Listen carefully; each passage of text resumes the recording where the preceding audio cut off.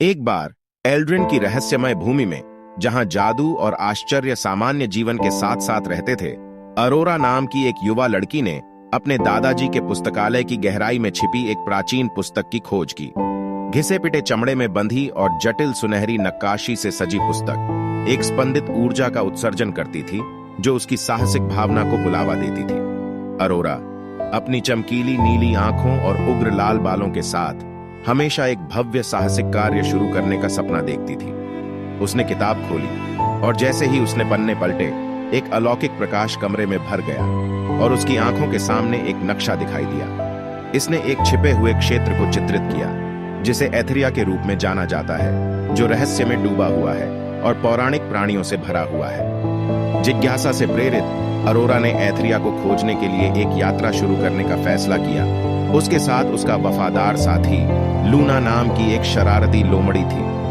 मंत्रमुग्ध मानचित्र द्वारा निर्देशित, उन्होंने घने जंगलों के माध्यम से यात्रा की, विश्वासघाती नदियों को पार किया और ऊंचे पहाड़ों पर चढ़ गए। रास्ते में उनका सामना विलक्षण प्राणियों से हुआ, एक बुद्धिमान वृद्ध वृक्ष आत्मा जिसने प्राचीन ज्ञान साझा किया, परियों का एक चंचल समूह जिसने जादू की धूल बिखेरी, और एक महान यूनिकॉर्न जिसने ऑनरोरा को एक जादुई ताबीज प्रदान किया, जिसने उसकी शक्तियों को बढ़ाया। जैसे जैसे वे अज्ञात में गहरे उतरे, अरोरा और लूना को कई चुनौतियों का सामना करना पड़ा। वे एक मंत्रमुग्ध भूल भुलैया से गुजरे, जहां दीवारें हिल गईं और रहस्य फुसफुसाए। उन्होंने एक चतुर स्फिंक्स की पहेलियों का बहादुरी से सामना किया, जिससे वह अगले दायरे में जाने के लिए आगे निकल गई। प्रत्येक बाधा ने उनके लचीलेपन, बुद्धि और उनके द्वारा साझा किए गए बंधन का परीक्षण किया। अंत में एक खतरनाक यात्रा के बाद ऑनरोरा और लूना इथेरिया के रहस्यमय द्वार पर पहुंचे। क्षेत्र एक लुभावनी दृष्टि थी, जो जीवंत रंगों, तैरते द्वीपों और ऊपर की ओर झरने वाले झरनों से भरी हुई थी। लेकिन उन्हें जल्द ही पता चला कि एथेरिया गंभीर खतरे में है। मालवोरा नाम की एक दुष्ट जादूगरनी ने अंधेरे बलों को हटा दिया था, जो कि अनंत अंधेरे में दायरे को खत्म करने की धमकी दे रहा था। एथेरिया को बचाने के लिए दृढ़ संकल्प अरोरा और लूना ने एलिमेंटल गार्जियन को खोजने के लिए एक खोज शुरू की।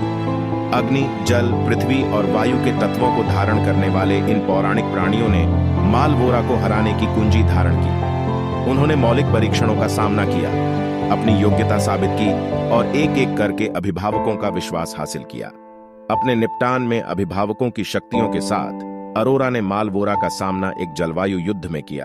आग छाया से टकराई, पानी ने अंधेरे को बुझा दिया, धरती उनके पैरों के नीचे कांपने लगी और हवा ने एक शक्तिशाली तूफान खड़ा कर दिया।